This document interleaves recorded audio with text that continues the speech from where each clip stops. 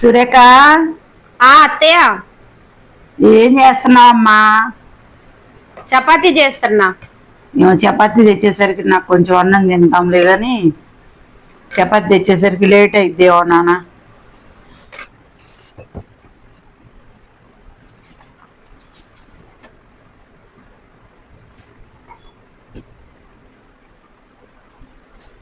చపాతీ చెయ్యమ్మా తొందరగా.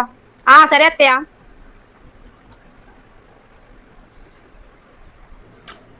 సురేఖ, చపాతీ అయిందమ్మా? అవుతుంది అత్తయ్య.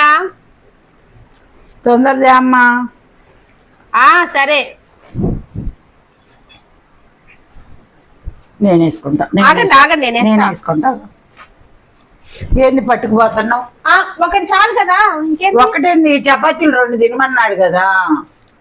కుక్కర్లో అన్నం అయిపోయింది, ఇందులో కర్రీ అయిపోయింది.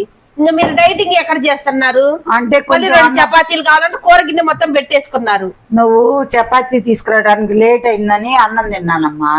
అయినా ఇంకా పొట్టలో ఖాళీ ఉంది.